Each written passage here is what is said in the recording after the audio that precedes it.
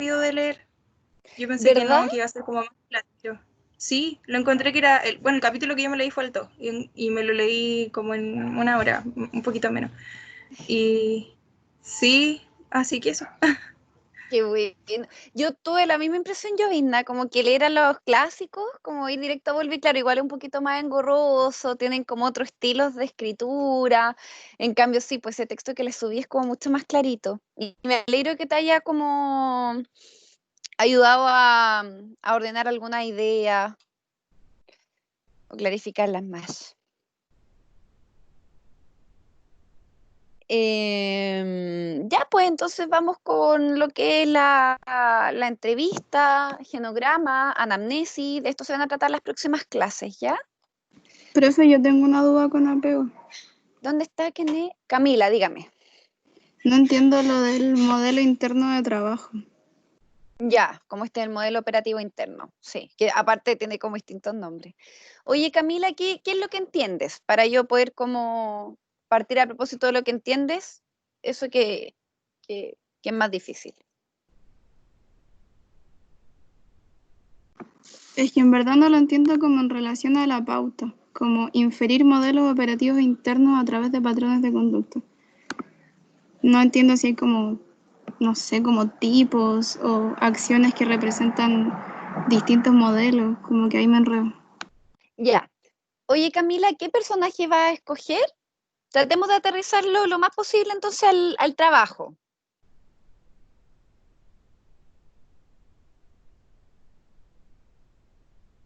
¿Qué personaje va a escoger para analizar? Sí, es que se me había salido la clase. Ah, ya. Mm, uno de Sex Education. ¿Cuál? El, ay, ¿cómo se llama? El que se va al servicio militar. El Adam. Ese. Ya, ok. Mira, cuando se habla de inferir modelo operativo interno, recuerda que el modelo operativo interno son como esquemas, representaciones de interacciones, ¿no? Como interacciones del día a día con otros significativos. ¿M? Como nosotros no vamos a acceder, o al menos la serie no nos va a mostrar cómo fue criado Adam, ¿verdad? Sí lo podemos inferir. ¿Y qué cosas podemos inferir? Recuerda que el modelo operativo interno es como almacena, por así decirlo, para ponerlo como en esos términos, almacena eh, el modo en que los cuidadores, en que las figuras de apego van a responder frente a mis conductas de apego. Y recuerda que la conducta de apego, como que uno de sus objetivos es buscar la proximidad. Entonces, lo que va a estar dentro de este modelo operativo interno es, por ejemplo, la expectativa que uno va a tener de si yo, por ejemplo, manifiesto tal o cual emoción displacentera, va a estar la expectativa de si el otro estará o no disponible ahí para mí. ¿Mm? Entonces, más o menos a propósito en el caso de Adam, ¿verdad? Que nos muestra un poquito la actualidad de la relación con sus padres, podemos inferir algunas cosas, ¿no? De este modelo operativo interno, de su expectativa. ¿Mm? Por ejemplo, que por el lado del papá, como una de las figuras de apego, eh, no hay mucho espacio como para ciertos tipos de afecto. Quizás para la rabia, como algo que está como reconocido, da la impresión como bien atravesado como por cierta expectativa, estereotipos de género, sí, pero para otro tipo de emociones no hay espacio, ¿verdad? O para tipos de estados más como vulnerables. ¿M? Entonces, la idea es que tú a propósito de la interacción que veas con el papá de Adam, tú puedas inferir, por ejemplo, cuáles serían las expectativas que tiene Adam respecto al expresar sus emociones, al expresar ciertos estados afectivos. Cómo creemos nosotros que respondieron sus figuras de apego y por ende su comportamiento, sus actitudes se van a regular mucho en torno a eso. Por ahí va Camila. Ya sí, ahora sí entiendo perfecto. Gracias. Súper. Camila, ¿tú fuiste la que me mandaste el mail de si iba a pasar anamnesis? Sí, era yo. Ya. Camila, creo que lo comenté la semana pasada. les voy a pasar anamnesis. Probablemente no hoy, quizás la próxima semana, ¿ya? Pero sí les voy a pasar anamnesis. ¿Mm? Eso. ¿Alguien más tiene alguna otra duda?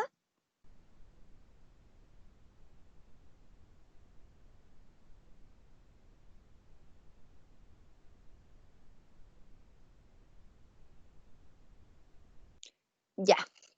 Entonces, vamos a pasar con otro contenido que para mí es muy importante que lo conozcan. Esta es una herramienta que sirve para distintas áreas, ¿no? La entrevista. La entrevista en el área clínica, en el área de la psicoterapia, claramente va a tener ciertas particularidades respecto a otros tipos de entrevistas. ¿Mm? Por ejemplo, no sé si ustedes recordarán alguna entrevista de trabajo, que en general la entrevista de trabajo la realizan los psicólogos, ¿no? Las psicólogas. ¿Se acuerdan, por ejemplo, qué tipo de preguntas le hacían a ustedes?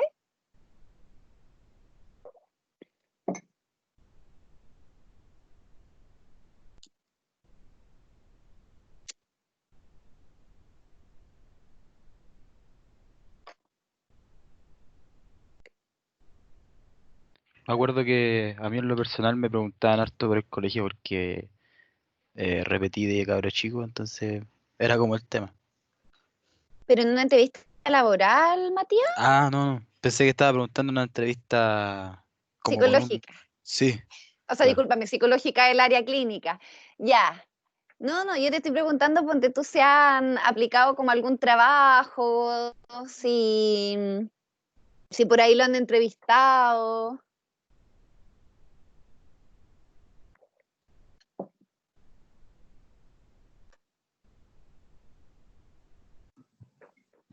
A mí me hicieron, o sea, en realidad no recuerdo las preguntas, pero recuerdo mucho que me hicieron hacer como los dibujos, como, no me acuerdo qué tipo de dibujo, creo que era como eso, dibujar como el hombre bajo la lluvia, algo así, pero como eso pedían, no sé. Pero Esos, José, son test gráficos proyectivos. Se llaman test gráficos proyectivos porque primero, gráfico porque los tienes que dibujar, y proyectivos porque cuando te piden que dibujes, la consigna es dibuja a una persona bajo la lluvia, ¿no? Entonces ahí uno le va como rellenando, por así decirlo, con la propia imagen o constructo de una persona bajo la lluvia, y eso hay un manual en donde se interpreta, ¿sí? Por ejemplo, no sé, pues si hay paraguas, si no hay paraguas, cómo son las gotas de la lluvia, ¿sí? Todo eso deberían verlo como en test proyectivo ustedes. Y justamente, de hecho, por eso les quiero pasar la entrevista clínica, porque la entrevista clínica eh, ayuda mucho antes de aplicar test en el área, o sea, hay algunos test que se aplican en el área laboral, ¿no? Que son proyectivos, pero la tradición de los test proyectivos son esencialmente el área clínica, ¿ya? Eso, sí, Laurín. También preguntan fortaleza y debilidades, sí, tal cual. Porque está interesado en el trabajo, ¿verdad? Entonces la entrevista en sí misma, por supuesto que pertenece como a distintas áreas dentro de la misma psicología y también es como una herramienta en otras disciplinas o en otros quehaceres. ¿Mm? Por ahí, por ejemplo, las trabajadoras sociales van a preguntar, ¿verdad? Para llenar, qué sé yo, por ejemplo, una de las tantas actividades que hacen, la ficha sociofamiliar, ¿no? Eso se hace a través de una entrevista. ¿Mm? Y lo interesante de la entrevista es que es como uno tiene que saber más o menos como qué es lo que va a preguntar y también cómo lo va a preguntar. ¿Mm? Características va a consistir en obtener información sobre el modo en que los otros experimentan, interpretan y conocen el mundo, ¿sí? Se enfoca más en comprender que en explicar. Eso es interesante, es como en general, cuando uno está aplicando una entrevista en el área clínica, en el área de la psicoterapia, la idea es que uno va preguntando para ver cómo la persona vive lo que le está relatando. ¿Mm? Y la idea siempre es como no comprender muy deprisa, ¿ya? Lo hemos conversado nosotros, por ejemplo, si alguien les dice, me separé, uno puede decir, wow, pucha, qué fuerte, qué grave, pero la persona puede vivir muchas cosas al respecto con eso, no es necesariamente grave, ¿no? Es como, depende mucho de cómo la persona lo significa en su vida. Es importante que consideren que la entrevista como herramienta en el área clínica no es una interrogación, ¿ya? Como lo que se diferenciaría con un detective, por ejemplo, ¿sí? Como dónde estuviste este día, qué estabas haciendo en ese momento. ¿Mm? Y en algún punto, esto de que no se convierta en una simple interrogación, habla de que, de ciertas, ¿cómo decirlo? Del estatuto de la verdad en la psicología, ¿no? O en la psicoterapia. Porque si bien nosotros vamos a recabar antecedentes de la historia vital, por supuesto que nos interesa que, como esta evocación, ¿no? de los recuerdos, de ciertos hechos, nosotros nos vamos a ir como a descubrir una verdad última, ¿no? Como una verdad objetiva. Lo que nosotros vamos a encontrar ahí es más bien la verdad del sujeto, po, cómo el sujeto se vive las cosas que nos va a contar, y por ahí no están, como en ese plano no es tan sentido, o sea, no es tan relevante si es que nos cuenta la realidad fidedigna, tal como ocurrió. En algún punto, cuando la persona evoca recuerdos, siempre va a haber una dimensión ficcional, ¿sí? Una dimensión donde la persona va a tomar ese recuerdo, te lo va a traer, y te lo va a traer de tal o cual modo, ¿sí? Quizás también rellenando con ciertas partes, quizás también interpretando esa experiencia. Entonces, en ese sentido, nosotros no somos detectives en búsqueda de la verdad última. Nos interesa ver cómo la persona vive su realidad, ¿sí? Cómo, cómo cuenta que fue su infancia, cómo cuenta o relata que fue la relación con los padres, por ejemplo. Y en esa línea uno intenta comprender esta realidad en particular. Si bien, estimadas y estimados, siempre hay como estas categorías universales, ¿no? O la voy a llamar universal entre comillas, ¿sí? Como, por ejemplo, los diagnósticos en psiquiatría, qué sé yo, trastorno bipolar, trastorno depresivo, ¿sí? Trastorno de personalidad límite, todo eso que son como categorías diagnósticas. Si uno le pregunta o entrevista a 3 personas con el mismo diagnóstico, les prometo que lo más probable es que se encuentren con 3 formas de vivir las experiencias distintas también, ¿sí? Como pueden que haya ciertos hitos significativos que puedan repetirse, pero el modo en que se viven esos hitos significativos es muy distinto. Entonces una persona con trastorno de personalidad no es igual ni es idéntica a la otra. Entonces la gracia o el espíritu de la entrevista clínica es que ustedes logren captar las particularidades, las singularidades de la persona que está al frente, que ustedes puedan decir, miren, yo creo que esta es la persona que está al frente. En este sentido, hay distintos tipos de entrevistas. Están las entrevistas que son más bien estructuradas, en donde las preguntas, no las dimensiones, sino las preguntas, se fijan de antemano, con un determinado orden, y van a contener un conjunto de categorías u opciones para que el sujeto elija. Cuando la entrevista es estructurada, se aplica de forma rígida a todos los sujetos del estudio. Y la ventaja que tiene es que logra como cierta sistematización para la clasificación y análisis. Y por ende presentaría una alta objetividad y confiabilidad. ¿Cuál es el contra? Es que, o la desventaja, es que puede ser muy rígida. Les voy a poner un ejemplo.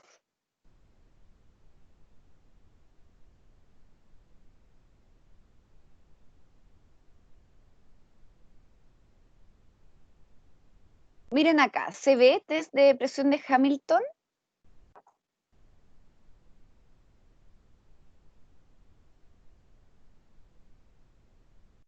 Yo no lo veo. Ay, ya, espérame. No, profe, parece que no se ve. ¿Y ahí lo ven? Sí, ahora sí. Josefina María, el favor, dice, test de depresión de Hamilton, léamela estas de acá.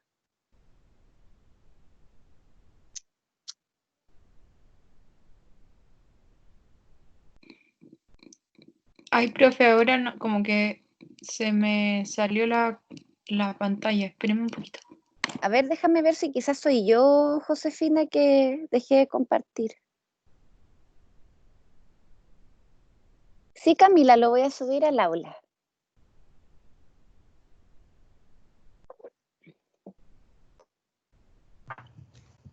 Profe, sí se ve. Llovina, ¿me ayudas? ¿Qué dice acá? En la pregunta 1. Dice humor deprimido, tristeza, melancolía, desesperanza, desamparo, inutilidad. Ajá, ¿y las categorías? Ausente. Esta sensación las expresa solamente las preguntas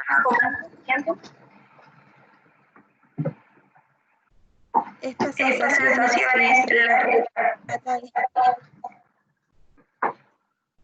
se escucha eco muy fuerte. ¿Se escucha el eco? A ver, espérame. Sí. Ahí sí, ahí sí. Dale. Ah, ya. Sensaciones no comunicadas verbalmente, expresión facial, postura, voz, tendencia al llanto y manifiesta estas sensaciones en su comunicación verbal y no verbal en forma espontánea. Perfecto. Esta entrevista, al menos como está configurada, el ítem 1 que nos leyó la Llovizna, es una entrevista estructurada. Hay ciertas categorías, ¿verdad? Que la persona va escogiendo una u la otra, ¿verdad? Este tipo de entrevistas pueden ser muy útiles para momentos como de tamizaje, ¿sí? Es decir, como estas entrevistas como primera entrevista, ¿sí? Particularmente pueden ser muy útiles para pesquisar, por ejemplo, si es que hay alguna alteración importante también, ¿sí? Pero insisto, como esta lógica del tamizaje, como algo más relativamente rápido. Pero justamente, si ustedes aplican este test a un paciente, ya, dice, estas sensaciones las relata espontáneamente, ok, la pongo acá. Pero no puedo explorar más respecto a la tristeza, la desesperanza, el desamparo, porque el modo en que está estructurado el test no me permite como preguntarlo. Esa es una de las como cosas negativas que puede tener este tipo de test más este tipo de entrevista estructurada.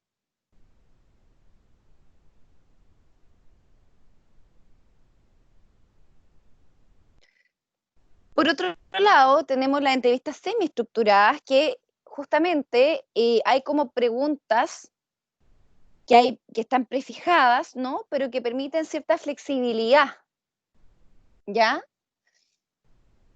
Entonces, por ejemplo, en el mismo caso del ítem que nos leyó la Llovizna, como presenta o sea, el humor está deprimido, tristeza, desesperanza, desamparo, la persona les puede decir, sí, la verdad es que me he sentido así todos los días. Y como la entrevista es semiestructurada, ustedes pueden explorar un poco más, ¿sí? Ya todos los días, y por ejemplo, te pasa, no sé, todo el día o en algunos momentos del día, qué sé yo, particularmente en la noche, les permite indagar más la entrevista semiestructurada, ¿sí? Entonces su ventaja es la posibilidad de adaptarse a los sujetos y eso mismo puede ayudar a que el entrevistado o la entrevistada se sienta como más motivado para poder hablar, ¿sí? También pueden aclarar ciertos términos, por ejemplo, que les digan, no, me siento, qué sé yo, mal, que es un término súper ambiguo, po. No, me siento mal. Entonces ustedes pueden explorar, oye, ¿a qué te refieres con que te sientes mal? ¿Mm? O cómo es sentirse mal, o a qué emoción se parece el sentirse mal. ¿Sí? Y también permite reducir como formalismos, porque como ustedes tienen las preguntas de antemano, pero las van ajustando a la persona, si la pregunta está estructurada como ¿usted ha presentado ánimo deprimido en el último tiempo? Y ven que una persona, no sé, un niño de 15, o sea, un adolescente de 15, quizás van a sacar el usted y le van a preguntar, hola, oye, ya, no sé, pues toda la presentación, ¿verdad? Mira, te voy a aplicar un test que es más o menos rapidito, quiero que me conteste unas preguntas. ¿Te has sentido en el último tiempo? Pueden ir adaptando las preguntas. ¿Mm? Eso con la semiestructurada. Y por último, las entrevistas no estructuradas son bastante más informales y mucho más flexibles. También pueden planearse, ¿no? No es como que ustedes vayan, hola, hola, como sin ninguna preconcepción de nada, ¿sí? En general, en las entrevistas no estructuradas, más que con preguntas, uno va como con ciertas áreas a preguntar, ¿sí? Entonces, por ejemplo, si tengo que hacer una entrevista y prefiero una entrevista no estructurada y tengo un paciente al frente, ¿cómo puedo explorar el humor? ¿Verdad?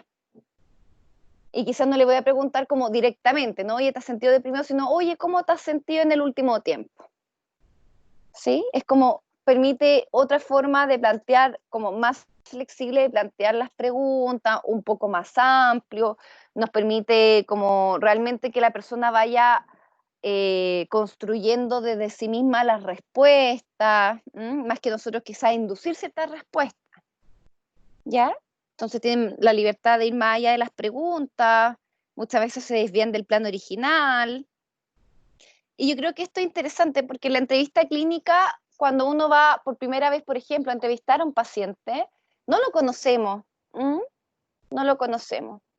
Y muchas veces podemos tener incluso nuestra pauta de entrevista, particularmente cuando uno comienza a ver pacientes, como que ayuda mucho a la ansiedad, ¿no? Así como tener tu pauta escrita, a ver ya qué le voy a preguntar. Pero la verdad es que muchas veces esa pauta, si bien hay instituciones que nos van a pedir que rellenemos esa famosa pauta, muchas veces uno pregunta, por ejemplo, no sé, pues con quién vives, ¿no? Como una de las primeras preguntas, bueno, ¿y con quién vive? Y la persona ahí y se te fue toda la sesión. No, mira, sabes que hace 2 semanas vivía con mi mamá, pero ahora mi mamá se fue a vivir con mi abuelita porque sabes que se cayó, he estado súper grave, y ahí se te va la entrevista, pues entonces todo lo que tú tenéis planificado toma como un rol secundario y también no es malo que así sea, ¿sí? Porque en algún punto desde el oficio del quehacer clínico, lo más relevante es que la persona pueda hablar de aquello que le importa, ¿sí? Más que cosas que nosotros sí creamos que sean importantes, ¿ya? Este criterio, por supuesto, es cuando, no sé, se puede aplicar cuando no encontramos casos de mayor gravedad. Si nos llega un paciente, por ejemplo, que tuvo un intento de suicidio y no preguntamos sobre ese intento de suicidio, también es un poco extraño porque es algo grave que pasó. No es gratuito hacer un intento de suicidio. Entonces también ahí yo creo que es importante cómo ustedes van, por un lado, dejando que aparezca la singularidad del sujeto en la entrevista, el modo en que presenta el contenido, en cómo se relaciona con el contenido, ¿no? Que de hecho por ahí podemos sacar o inferir algunos aspectos del apego, por ejemplo, por decir algo.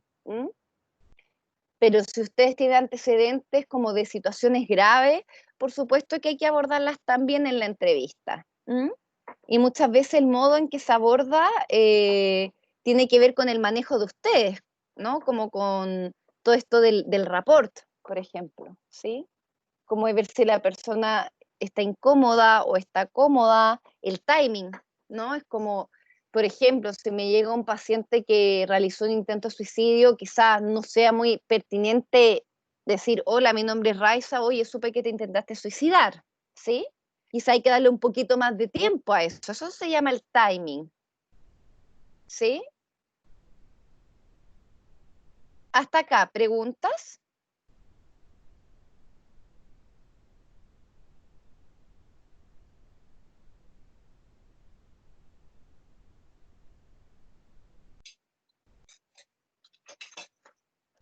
Profe, Dígame. por ejemplo, si yo trabajara, no sé, en un hospital, em, eso de que usted dijo de que el paciente se puede como expresar más como libremente o que puede irse más como a contar, no sé, por ejemplo, el ejemplo de la abuelita, así como que yo le pregunto en la entrevista inicial ya con quién vive y se vaya como en esa de, no, vive con mi abuela, ahora esto y bla, bla, bla, bla. Eso, a modo como de trabajo, por ejemplo, yo puedo después, ya se me fue la hora con el paciente y en la otra entrevista recopilar los datos más específicos para llenar la entrevista o el empleador igual te como que te retan así si es que no salís de la entrevista con todos los datos. Oye, José, excelente pregunta. Mira, te la quiero responder en dos dimensiones. La primera es, como te enfocaste en otros aspectos, sería ideal que la segunda, claro, porque de hecho la primera entrevista nunca es la primera sesión. Como que uno tiende a confundir eso, no dice la primera entrevista, la primera sesión.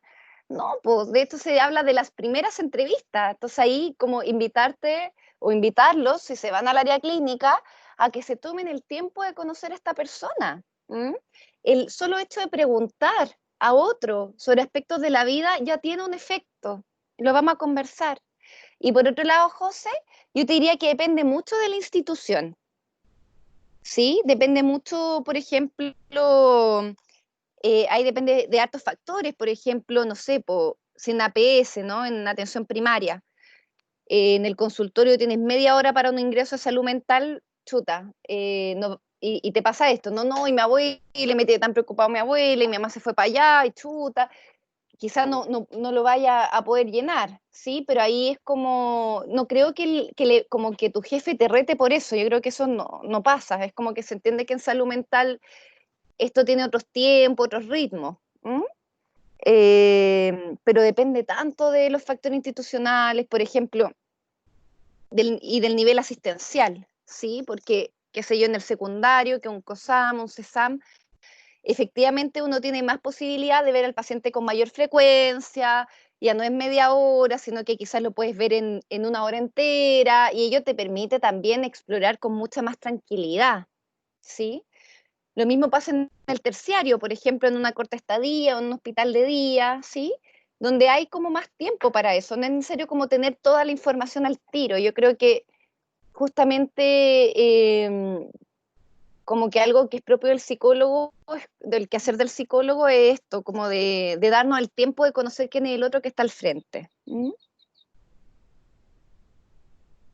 Depende también qué tan sensibilizada está la institución con la salud mental. ¿Mm? Yo diría que cada vez hay más sensibilización en general. Eh, ya, les voy a poner, aquí ocupé una para el martes, pero les quiero dar otra, ¿ya? Y quiero que me digan qué preguntarían. El motivo de consulta, miren acá, les voy a poner con mayor complejidad que el otro curso, motivo de consulta. Lo llama el padre por teléfono, ¿ya? Pensemos que es la consulta particular. Padre de una joven de 14 años que les cuenta que su hija realizó un intento de suicidio hace 2 semanas.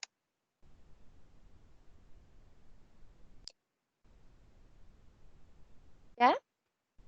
Tenemos esto. ¿Qué es lo primero que tenemos que analizar en esto? ¿Qué es lo primero que tenemos que estructurar? Nos llama un padre, una joven de 14 años, diciendo que su hija realizó un intento de suicidio hace 2 semanas.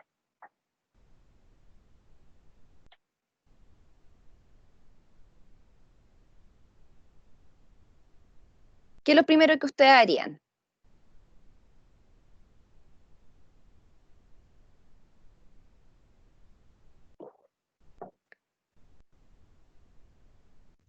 Qué difícil el caso, bro. Pero Oye, personalmente creo que pasa tanto, Matías, pero tan sí, seguido que te juro que sí. Dele. y lamentable de hecho, pero y creo que es algo que quizás muchos lo hemos quizás experimentado. No sé, personalmente, en verdad me arrojo porque no sé si lo está bien. Me iría como para indagar para el contexto, como ver las distintas aristas y ahí después ir armando y quizás ahí dilucidar bien por qué se dio el intento de suicidio. Matías, te voy a detener ahí un Profe, poquito porque está súper bien. Llovizna, profe, ¿sí? yo no sé si estaría correcto, pero como que me llama la atención y le preguntaría primero cómo se siente él, cómo se siente el papá. ¿Cómo se siente? Ya, lo voy a anotar aquí como idea, pero lo primerísimo que hay que hacer, Llovizna y Matías los voy a agarrar porque justamente hablaron, pero no es nada grave, no se asusten, ¿ya? Pero lo llama por teléfono, po. Entonces, no es una conversación como es cuando te llama, no sé, pues una amiga, cuando te llaman, qué sé yo, para ofrecerte un seguro de algo. Entonces, lo primero que hay que hacer para hacer estas dos como cosas que quieren hacer la Llovizna y el Matías, ¿qué hay que hacer? Lo primero,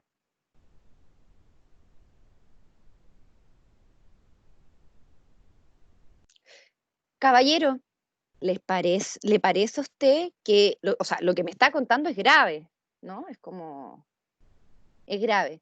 Y yo le propongo, así lo hacemos ahora en modo online, chiquillos, pero cuando no estaba la pandemia, lo voy a poner como en modo pandemia, ¿ya?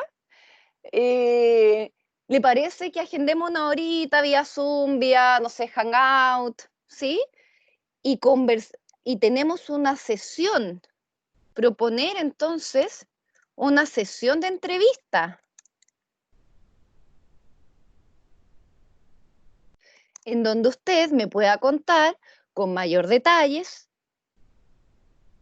la razón por la cual quiere que su hija empiece atención psicológica. ¿Por qué creen que es importante esto?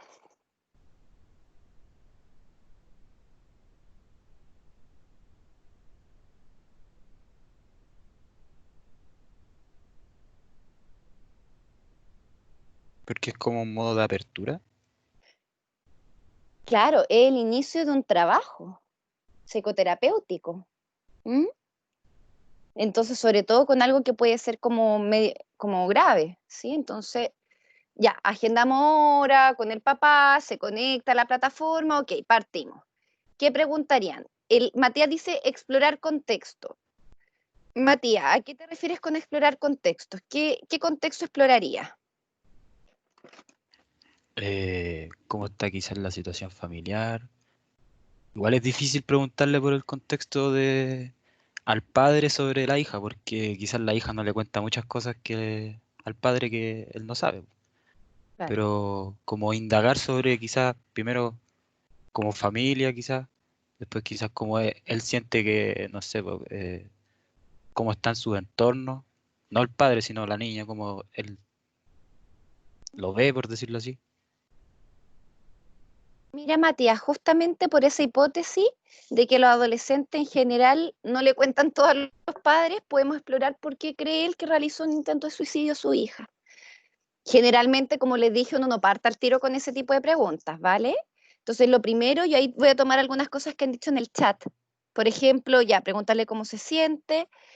Miren, yo estoy de acuerdo con la Jovin y la Camila, que hay que preguntar un poquito cómo interpela esto al padre, ¿sí? Pero a mí me gusta más o menos hacerlo como al final, como un espacio para él, ¿no? Porque hasta ahora el papá no es nuestro paciente índice. Eso es importante que ustedes sepan. El paciente índice es el paciente al cual ustedes van a entrevistar y por eso cuando yo les pida esta ficha clínica que me tienen que entregar, ustedes escogen un personaje y ese es el paciente índice, ¿ya? Aquí el José dice, por ejemplo, tal vez si vive con ella. Podría ser eso una muy buena primera pregunta. ¿Usted vive con su hija? Y le dice, no, en verdad nos separamos con la mamá. Ah, ok, ¿hace cuánto tiempo se separaron más o menos? Ah, como hace 2 años. Ah, perfecto. Sí, ahí usted ya se van armando una idea. Oye, su hija vive con la mamá y con quién más.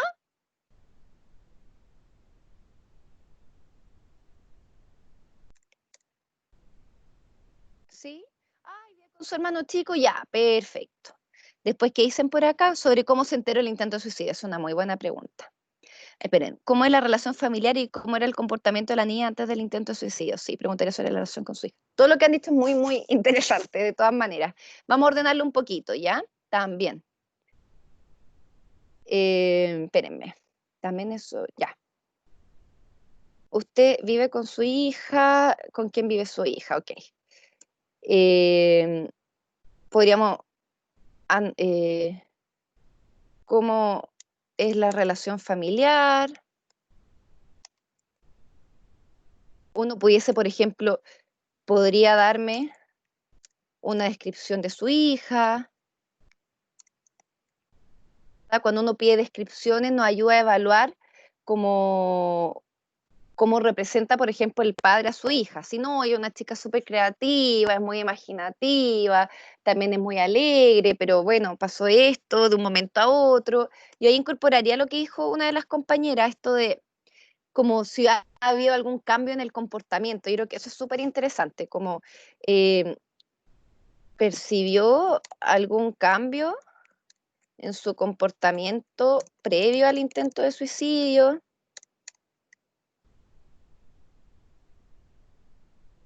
Sí.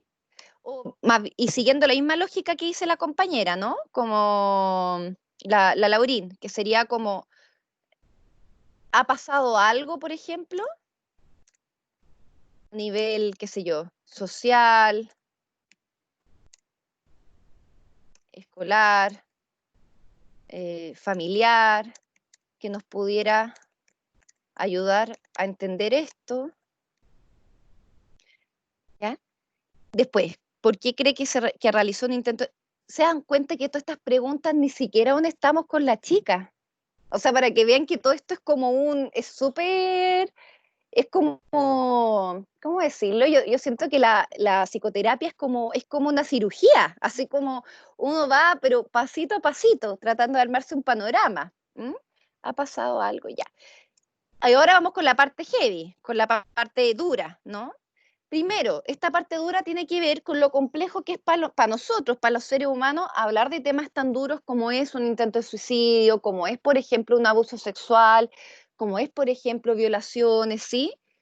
Son temas que a los humanos, como son fuertes, nos interpelan y nos pasan cosas cuando lo preguntamos. Y es importante, eso se llama contratransferencia, ¿vale? Que no se los voy a poder pasar en este ramo, pero que es importante que lo sepan, que un poquito como los afectos que aparecen en nosotros a propósito de la entrevista, qué teclas aprieta en nosotros. Entonces ya, ¿por qué cree que relación? Y ahora tenemos que explorar un poco sobre el intento de suicidio. Primero, ¿cómo explorarían? ¿Cómo partirían hablando del intento de suicidio?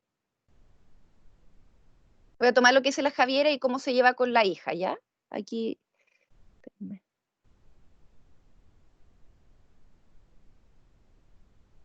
Ay. Cuéntenme, ¿cómo abordarían?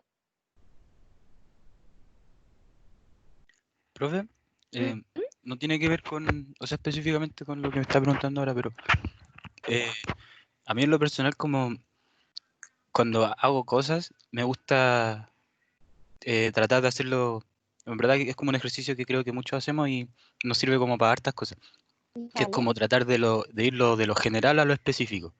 ¿Se podría muy bien. quizá usar también para esto? Toda la razón, sí. Y quizás por eso es buena esa pregunta que hizo, ¿quién es? Espérenme.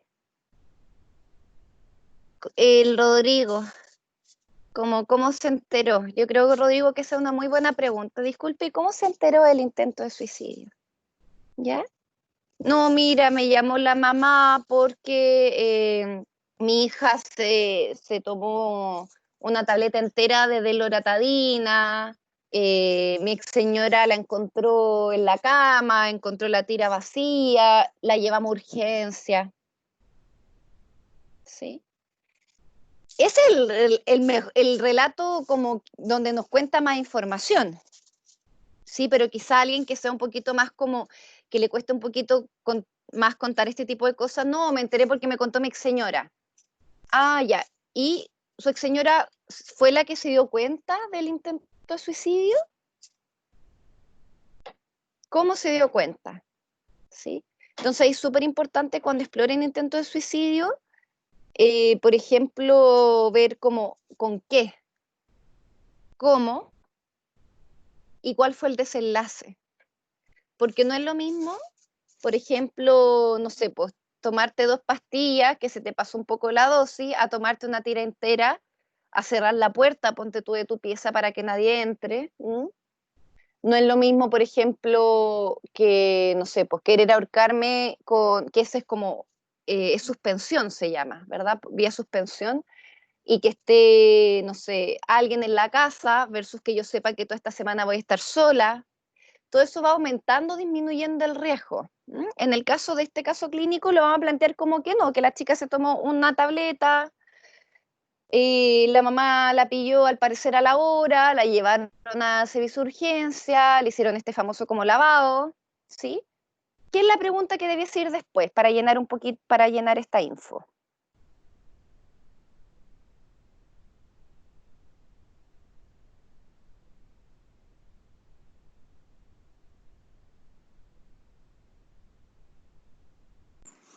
Quizás cómo reaccionó ella después de que esto pasara, como después de despertar del lavado o algo así. ¿Cuál fue la reacción posterior al intento de suicidio? Bien. Y como por ahí decía el José, yo creo que es importante abordar eso, como es primera vez, ha notado, por ejemplo, conductas autolesivas, cortes, ¿sí? Golpes. ¿Mm?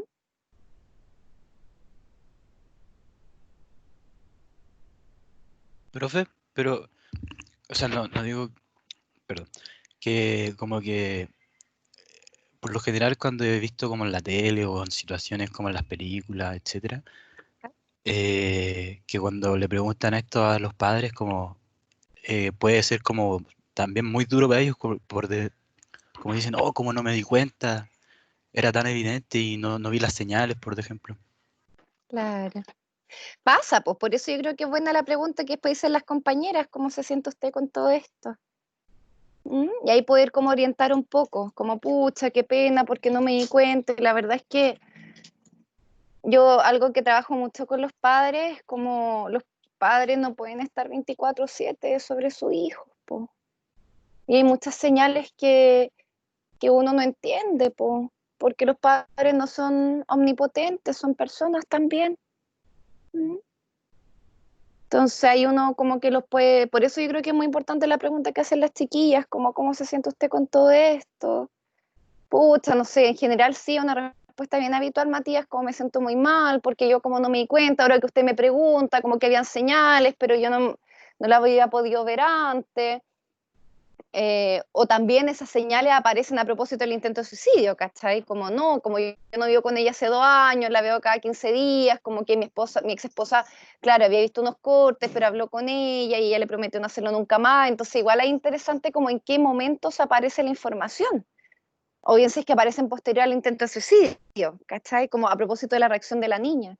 Entonces ahí uno puede hacer como esta sesión, por eso es una sesión, por eso yo le hice mucho énfasis en eso, como proponer una sesión de entrevista clínica, porque todo esto que están haciendo, e incluso la última parte, orientar, apoyar, no se puede hacer por un llamado telefónico, así como de buena, así como hola, ¿cómo estáis? Tiene que haber como, se tiene que instalar un dispositivo que nos permita sostener y sostener a la otra persona, ¿verdad?, en el malestar que trae. Por eso es importante, primero, oiga, sentémonos y conversemos con la seriedad que requiere este tema. ¿Mm? Y ahí, por ejemplo, no sé, pues uno puede decir, mire, ahora, no sé, pues como, ay, como no me di cuenta antes, bueno, esta es la oportunidad, ¿verdad?, en la cual, como este intento de suicidio también permite que podamos como explorar mejor qué es lo que le está pasando a su hija, también le permite a su hija encontrar nuevas formas de pedir apoyo, ¿sí? O de pedir ayuda, que quizás no termine necesariamente en un intento de suicidio. ¿Mm? Ya, ok, tenemos la primera sesión con el papá. Ahora, ¿cuál sería como lo otro que hay que hacer? Porque el Profe, papá no es el paciente índice, dígame. una pregunta que me surgió fue como el tiempo de espera igual, ¿por qué se esperó 2 semanas? ¿Por qué se esperó 2 semanas? Sí, porque quizá puede haber como un evento detonante que haya dicho como ya, ahora como llevémosla, consultemos con un psicólogo o algo. Sí, me parece una muy buena pregunta, Juan Pablo. De todas maneras. Claro, igual 2 semanas en general es un buen rango, como que cuando pasa 6 meses es súper extraño, pero claro, 2 semanas igual está dentro del rango. Pero ¿sabes qué me pasa, Juan Pablo? Que ahí yo me voy por otro lado, es como, ustedes saben, ¿han ido a urgencia? No por psiquiatría necesariamente, sino por otra área, qué sé yo, se esguinzaron, se fracturaron algo. ¿Alguien ha ido a urgencia alguna vez, o no? Sí, Sí, yo sí, perdón. Sí, Ya, Paso ahí, perfecto. profe. Cuando han ido a urgencia, ¿los curan, los tratan y para la casita y chao? ¿O les entregan algo?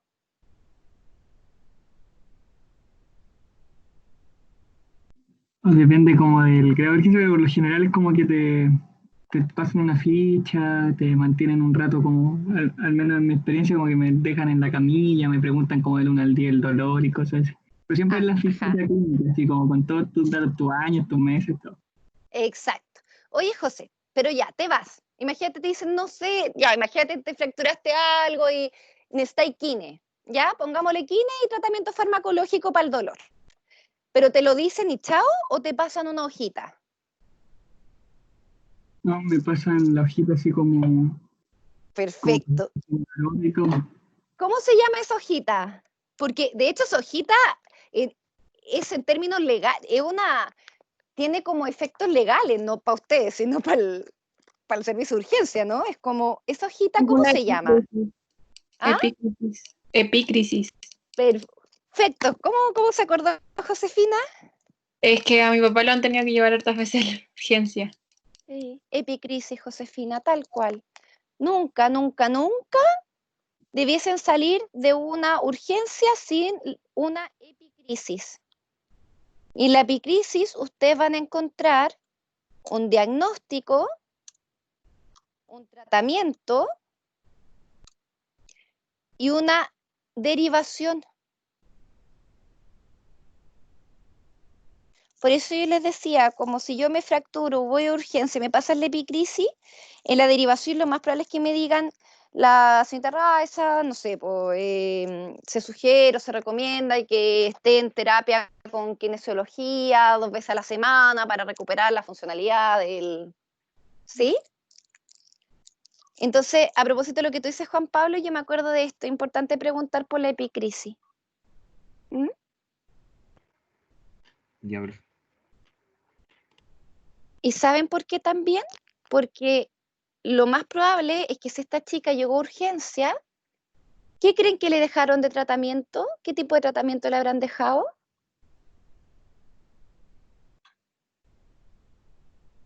Le dejarán aspirina, paracetamol. Quizá algo con litio. Psicofármaco. Recuerden que los psicofármacos son 4 grandes categorías: antipsicóticos, ansiolíticos, estabilizadores del ánimo, donde está el litio, por ejemplo, y antidepresivos. Son 4 grandes categorías, ¿ya? Entonces lo más probable es que después la hayan dejado con psicofármaco, ¿ya? Si bien el psicofármaco no es algo que nosotros manipulemos, así como yo no puedo recomendar tome escitalopram, eso está fuera de como de mi responsabilidad como psicóloga, ¿no? Pero sí siempre es bueno conocer como los efectos, más o menos cuánto hacen como, no sé, pues, por ejemplo, los ansiolíticos, hay ciertos tipos de ansiolíticos que hacen efecto a la media hora, hay antidepresivos que hacen efecto después de 2 semanas, entonces igual es importante más o menos como tener esa referencia dentro de uno. Ya, pues, entonces ahora llegamos a la sesión con la hija, ¿no? ¿Cómo lo harían? Ya, perfecto, oiga, un gusto conocerlo. ¿Qué más dirían al papá?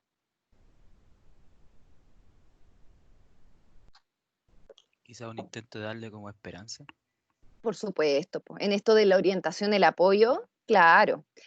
Ojo, cuando damos esperanzas no hacemos promesas que no sabemos si se pueden cumplir, ¿verdad? Pero sí, como en esto de la línea de mira, en general, los momentos críticos permiten que las personas aprendan nuevas formas, nuevas estrategias de lidiar con con la pena, la rabia, el dolor. Ahí va a ser importante que yo pueda como explorar con su hija, bueno, qué fue lo que gatilló esto, ¿verdad? Para no evitar que vuelva a sufrir, porque no puede, por ejemplo, eso no lo podemos prometer, pero sí podemos, por ejemplo, mostrar que frente al dolor hay distintas formas de responder. ¿Mm? No necesariamente, y el intento de suicidio es una de ellas, ¿sí? Entonces, agendamos ahora con la chica, joven de 14 años. Y la vemos, plataforma, todo. Ya, primero uno parte presentándose, quién soy, qué podría venir después.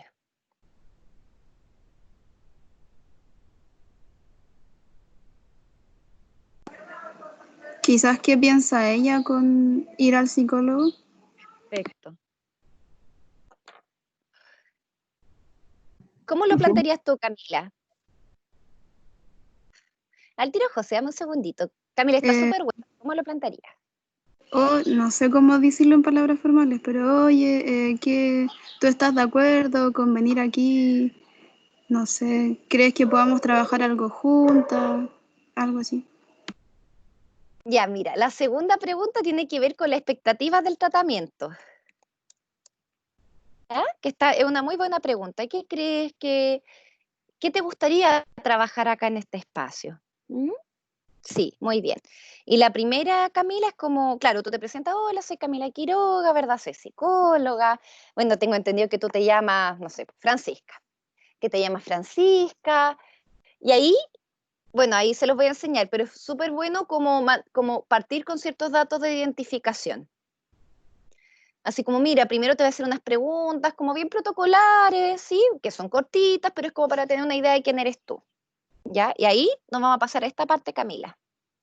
Ah, José, antes de que nos pasemos a esa parte, dime. No es que era como lo que ha dicho la Cami, así como que uno puede, por ejemplo, lo voy a decir muy coloquial, sé que no es el término, pero uno puede como terapeuta hacerse el loco y decir así como preguntarle como, ¿por qué estás aquí? O como, no sé si qué te trae aquí, pero como no llegar y decirle así como, ya, ¿por qué te intentaste matar? Así, o no, ¿por qué, no sé, tu papá me dijo que te intentaste matar? Algo así, no, sino como dejar que ella vaya hablando y que después salga ese tema, así como que a medida de las sesiones vaya saliendo. Yo creo que ahí hablas de dos cosas, José. La primera es cómo hacer esta primera pregunta, ¿no? Que dice la Cami. Y claro, pues la Cami tiene una propuesta que me parece que es bien buena, ¿verdad? Y tú también tienes otra que es también muy plausible, ¿no? Es como, bueno, después de los datos que les voy a comentar, que es importante saberlos, conocerlos todos nuestros pacientes, después como, oye, y bueno, que es primera vez que te entrevistas con una psicóloga, tú sabes más o menos cómo en qué consiste esto, ¿verdad? Uno puede entrar, como decía el Matías antes, como de lo general a lo particular, ¿verdad? De todas formas, dígame. Esto es fundamental. Carla, te escucho re mal.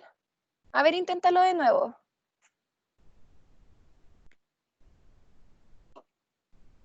¿Carla? Carla, escríbelo por el mensaje, ¿vale?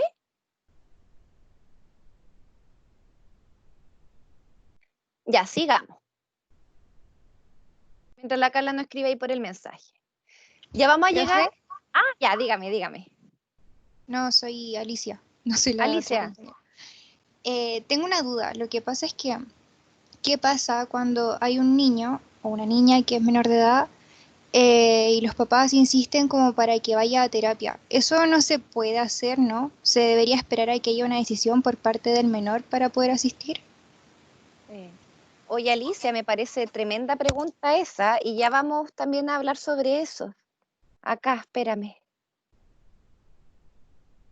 Derivación. ¿Qué pasa cuando el paciente no tiene motivo de consulta? Y eso, Alicia, puede pasar en muchas, o sea, claramente pasa con mayor recurrencia como en el mundo infanto-juvenil, pero también puede pasar en el mundo adulto. ¿Y sabe en qué forma? Por ejemplo, a mí me ha pasado pacientes que llegan derivados, por ejemplo, de tribunal de familia, por violencia intrafamiliar, y que no quieren tratamiento, no les hace sentido el tratamiento, ¿cachai? Como que es más bien una imposición institucional, ¿sí? En el caso del adolescente o el niño que llega como por parte de los padres, yo creo que por eso, Alicia, justamente es importante esta primera entrevista con los padres. ¿Mm? Un poquito para ver si es que, para ver cómo es la visión de ellos, cómo es la visión de salud o enfermedad respecto a su hija o su hijo. Muchas veces, Alicia, nos pasa, por ejemplo, que nos llegan derivados los niños de los colegios, ¿no? Así como para evaluación cognitiva, ¿cachai? Y tú ves a los padres, y los padres les hace cero sentido esa derivación del colegio, porque en verdad los padres están preocupados porque han visto al niño, no sé, ponte tú, que volvió a hacerse pipí, ¿cachai? Y después tú ves al niño y el niño no te habla de ninguna de las otras dos cosas, no te habla ni el motivo de derivación del colegio ni del motivo de consulta de los padres, ¿sí? Entonces ahí lo Pero, que uno puede hacer, dígame. pero a veces, por ejemplo, cuando un niño tiene problemas de conducta o simplemente se saca malas notas, hay colegios que obligan a los padres a que lleven a su hijo al psicólogo, Sí, pero eso no estaría también pasando a llevar como los derechos del niño. El niño no puede decidir y en cierta medida está como condicionado o amenazado en que no pueda seguir su colegiatura. mm, hay un tema institucional súper fuerte, Alicia, pues depende de la institución del colegio, porque efectivamente hay colegios que derivan al psicólogo porque el niño es un poquito disruptivo, ¿cachai? No sé, por así decirlo, no se amolda al... Y muchas veces lo que uno trabaja con los papás es la posibilidad de cambiarlo de colegio, por ejemplo, ¿cachai? Como que yo creo que en eso, más que vulnerar al niño, ser cómplice de la vulneración, es como ir apoyando a los padres que puedan pesquisar también si es que es el mejor lugar o no para el niño.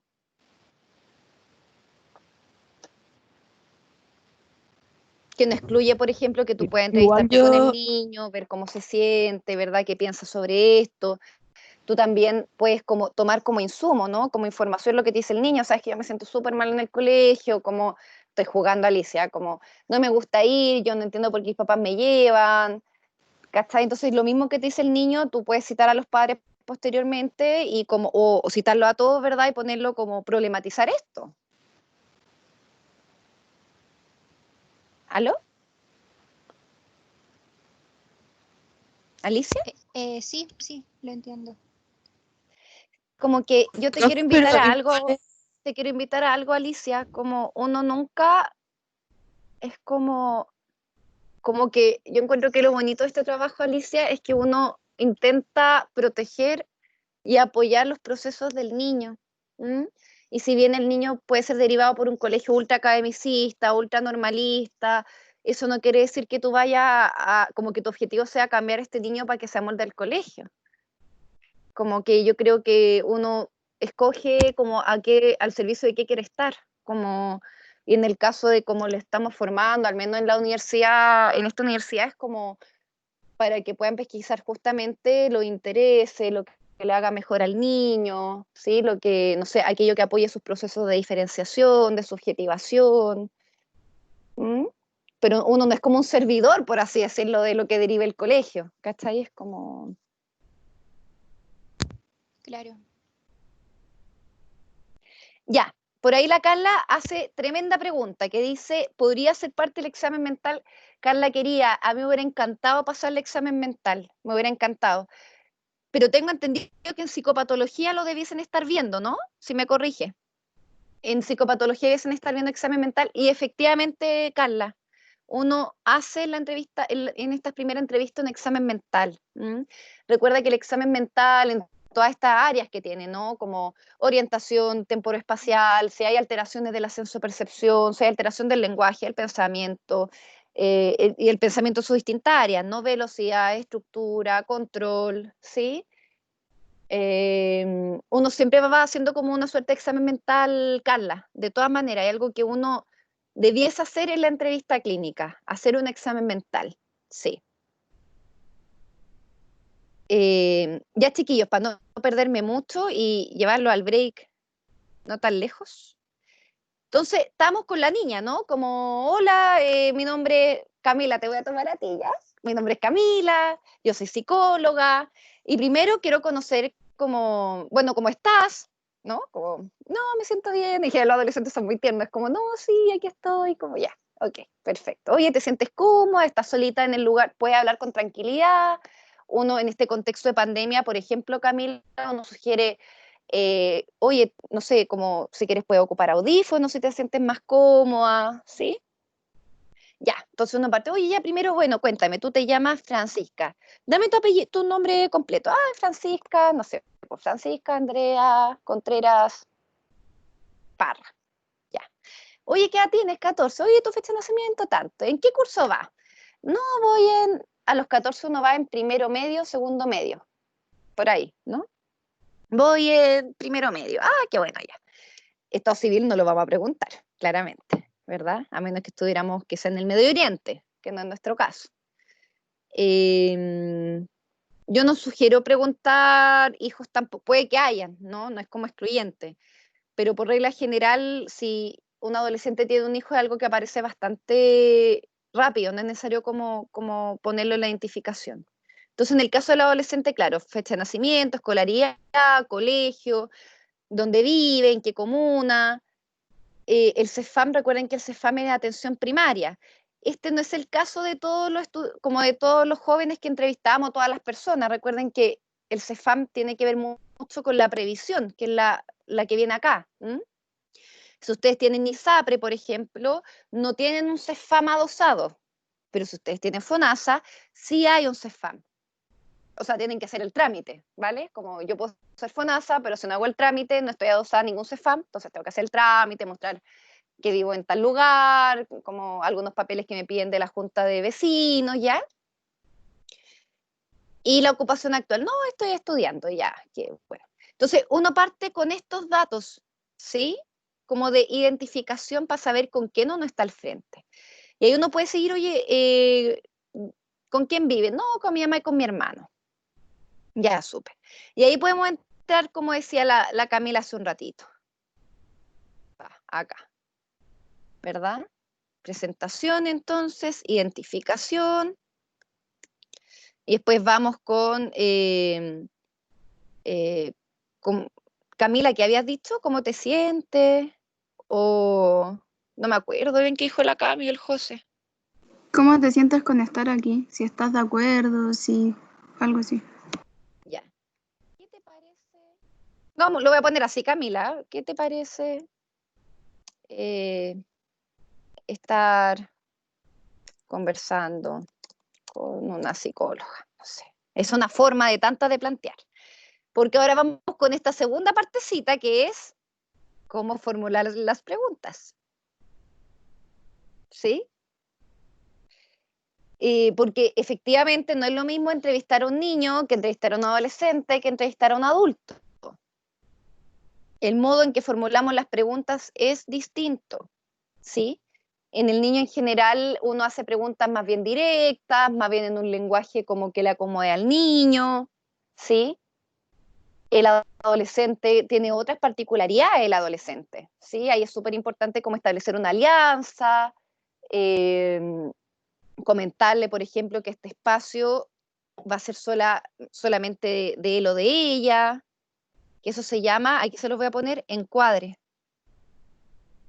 El encuadre tiene que ver con horario de la sesión, frecuencia de la sesión, confidencialidad, porque adivinen qué pasa con los adolescentes. Adivinen quién más pregunta cómo está el adolescente. A diferencia del adulto. Los papás, Los papás, ¿verdad, Maritza? Oye, Maritza, y aquí es súper interesante porque hay modos y modos en los cuales los padres preguntan. Hay padres que son como bien respetuosos y te dicen, oye, ¿cómo has visto a mi hijo?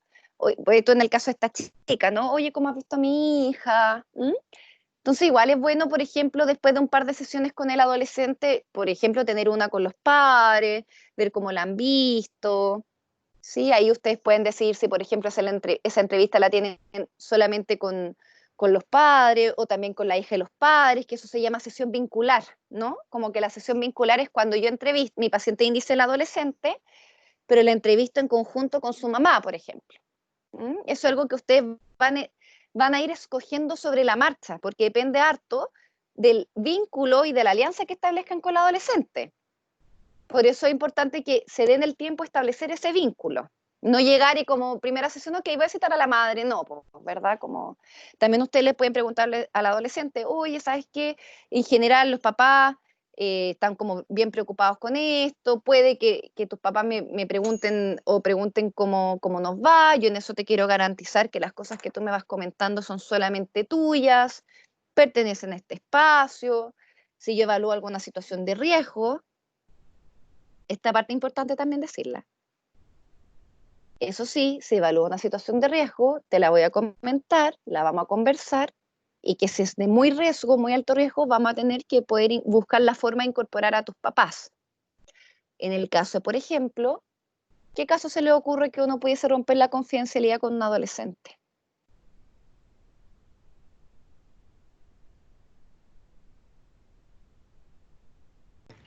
Con las conductas autolesivas. Por ejemplo. Yo ahí, Juan Pablo, soy súper precavida. Quizá como trabajé mucho tiempo en servicio de psiquiatría y me llegaban pacientes con intentos de suicidio como crónico y múltiple, también me hizo como bajar un poquito como el no angustiarme tanto por las conductas, como yo como terapeuta, ¿no? Con las conductas autolesivas, pero exacto, ahí hay como, yo creo, por eso es como un arte esta cuestión, no es como se corta, oye, la próxima sesión con tu mamá, ¿sí? Uno explora, oye, bueno, ¿y por qué te cortaste? ¿Qué factor recuerdas cómo estaba ese día? Idealmente ver si los cortes son superficiales o son profundos, ¿verdad? Oye, ¿le contaste esto a tu mamá? No, pero ¿y por qué no le has contado? Es que no quiero que se preocupe. Entonces, por ahí puede salir toda otra línea de trabajo, ¿no? Es como, bueno, ¿y por qué esta adolescente que le está pasando tan mal, le está pasando muy, muy mal, al punto que ya hizo un intento de suicidio y ya se está haciendo corte? ¿Por qué no querrá preocupar a sus padres? De hecho, es necesario que los preocupe un poquito porque le está pasando muy mal, po. ¿Mm? Entonces, Pero entonces se le dígame. dice así como al tiro, como si nos dice que se está cortando, o muestra así, nosotros decimos, le vamos a tener que decir a tus padres así como al tiro, inmediatamente. Yo creo que no, Juan Pablo. Con las conductas autolesivas creo que uno lo puede ir construyendo. Ya. ¿Cachai? Como explorar por qué no le ha contado a los papás, como a propósito del modelo operativo interno, qué cree ella de cómo van a reaccionar los papás cuando esto pase. Y muchas veces tú puedes ofertar el espacio terapéutico para hablar de esto, porque muchas veces justamente pasan cosas que son muy dolorosas y se evitan hablar en las familias. ¿Mm? Como que está este imaginario de que si la hablamos va a ser realidad o que si la hablamos va a ser extremadamente doloroso.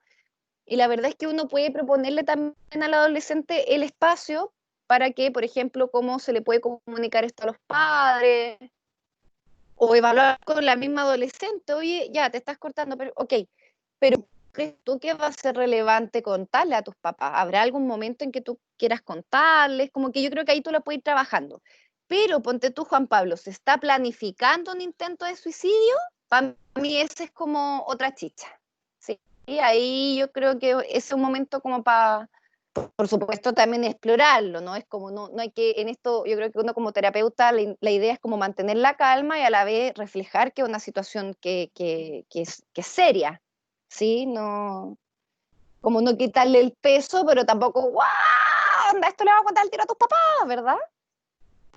Así, sí. No en ese sentido. Entonces sí, No, pero te lo digo, te lo tiro en talla, pero no creas que es súper común, po. Por eso te lo tiro en sí, talla, porque pasa. Dígame. no lo cuestiono. Pero, por ejemplo, si el daño es superficial, entonces ahí sería más una evaluación entre las dos partes. Mm. Ya. Yo lo tiraría a evaluar, pero siempre como evaluando paralelamente, Juan Pablo, otros factores, impulsividad, si hay consumo de drogas. Por eso te digo, si piensa que yo le estoy pasando recién lo que es una entrevista, pero hay otras áreas que uno tiene que evaluar, po. Porque ponte tú, si estos cortes se lo hace bajo el influjo de, no sé, pues alcohol con clonazepam, eso es súper riesgoso, po. Sería como Sí. muy poco cuidadoso de mi parte pasarlo por alto, ¿verdad? Versus Mm. cuando vemos que, ponte tú, que los cortes son superficiales, que la niña te dice, no, es que yo en la noche me angustio, ¿y por qué te angustias? No, porque me siento demasiado sola, me siento demasiado excluida, como que ahí tú vas evaluando un montón de variables, ¿vale? Eso es lo que le quiero transmitir a usted a grandes rasgos, no es como que no hay como un flujograma en esto, siempre es como importante ir como evaluando. Por otro lado, no es lo mismo, por ejemplo, entrevistar a alguien con un daño orgánico cerebral, po. Alguien, ponte tú, con Alzheimer. Claramente no va a poder obtener antecedentes de la historia vital o de la anamnesis, como dice la Carla. ¿Sí? Espérenme, la Carla dice, profe, ¿y cómo sería una entrevista con una persona con síntomas de esquizofrenia que tuvo un episodio violento hace unos días y llegó a urgencia porque la llevaron carabineros? ¡Puf! Ese es temón, po, Carla. Sí, mira, en general, yo te voy a ser súper honesta, yo trabajé muchos años con pacientes con esquizofrenia y es muy raro, o sea, como que uno piensa a propósito de las películas, ¿no? Yo creo que en eso la industria cinematográfica ha hecho sus daños también, ¿no? Es como esto de vincular la esquizofrenia con la agresión. Lo que yo he visto es que es mayor probabilidad que las personas con esquizofrenia sean agredidas más que agredir, perdón, a otros. Eso es lo que me mostró al menos mi experiencia. Es como menos probable que agredan a alguien a que sean agredidos. Y muchas veces cuando tienen o presentan como conductas agresivas pueden ser secundarias justamente, por ejemplo, a delirios de perjuicio o delirios paranoides, ¿sí? Pero yo no, o sea, eso primero comentarte un poquito como eso. Y la entrevista con la persona esquizofrenia, ¿sabes qué? Yo lo que he aprendido con los años es que esta estructura que le estoy mostrando no es muy distinta como a la estructura psíquica, como para un neurótico, una persona quizás con un funcionamiento más limítrofe o una persona con algo más de la línea de la esquizofrenia. El modo en que plantea la entrevista tampoco es tan distinta, Carla, tú la vas adecuando, por supuesto, ¿sí? Pero yo creo que algo que aprendí con las personas con esquizofrenia es que si viene una enfermedad que es crónica, cuando están compensados, no pueden hacer su vida bastante como la quieren hacer. Yo tuve muchos pacientes, por ejemplo, descompensados de esquizofrenia, que una vez que se compensaban, oye, pucha, excelentes papás, ponte tú, súper preocupados de sus parejas, de su hijo, retomaban su estudio universitario, volvían a trabajar en lo que querían trabajar. ¿Mm? Pero yo creo que eso, ahí yo los invito a que el día de mañana cuando escojan sus prácticas sería súper bonita experiencia que lo hicieran quizá en un hospital, donde pudiesen tener NBS, pues. Sí, Carla, sí, pues con alogia, con, ¿cómo sea esto? Las 4A de Bloiler, ¿no? Como, no, es muy interesante el trabajo con pacientes con esquizofrenia. Es muy bonito porque, al menos desde el enfoque comunitario, es como que tú lo aportas o con tu equipo intentan favorecer, más que una remisión sintomática, el estatuto de ciudadano, ¿verdad? La incorporación en la comunidad con los roles significativos. ¿Mm? Sí, ¿no? Un trabajo como bien bonito. Espero ahí que el día de mañana, si se van al área clínica, la salud pública es un muy buen espacio para trabajar. Ya, po. Entonces, dígame. Y, por ejemplo, ¿qué pasaría si, o qué tiene que ser el psicólogo o psicóloga como en el caso de que la casa sea un factor de riesgo, que el mismo hogar sea un factor de riesgo? Como que hay protocolos, como que, ¿qué se hace en ese caso? Cosa y depende, y te voy a dar una respuesta súper jodida, pero depende mucho de la institución donde tú estés trabajando. Depende mucho, porque no es lo mismo que tú como psicólogo en un colegio pesquises que hay, ponte tú, maltrato, no es lo mismo que tú, ponte tú, trabajando en el hospital, atiendas a un hombre que te dice que le saca la cresta a su pareja, ¿verdad? Entonces es súper heavy porque depende mucho, como de la institución donde estás trabajando, pero siempre es como yo insisto en esta idea, es como una vez que acusamos recibo de que hay como factores de riesgo en el hogar, no podemos quedarnos indiferentes a eso. En nuestro rol profesional, quiero insistir en eso, en nuestro rol profesional, ¿sí? Porque si a ustedes como estudiantes les llega, saben de algún caso así, lo que ustedes pudiesen hacer como estudiantes de psicología es, por ejemplo, orientar. A propósito de las páginas web que hicieron en la primera evaluación, pueden orientar, ¿verdad? Oye, mira, ¿sabes qué? Lo que te está pasando es bueno, por ejemplo, puedes buscar información en este lugar, o en este lugar te pueden ayudar mejor, aquí está el número de teléfono, aquí está el mail, pero ustedes como estudiantes de psicología de tercer año es súper difícil que puedan intervenir. Entonces, por eso te digo, José, yo creo que depende mucho como de la institución en la cual tú estás desempeñándote, como los pasos a seguir que existan, ¿sí? Tú como psicólogo de colegio, si quizás que un niño está siendo vulnerado en sus derechos en la casa, hay protocolo en ese colegio. No cargas tú solito, ¿no? Como, a diferencia de la consulta particular, que ahí claramente se complejiza un montón más. ¿Mm? Oigan, chiquillos, chiquillas, está súper interesante toda esta conversación, pero nos vamos a ir a un break. Son las 3:36. Yo les propongo que nos veamos, espérenme, 10 para las 4 y sigamos con la segunda parte, ¿ya? Un abrazo, nos vemos.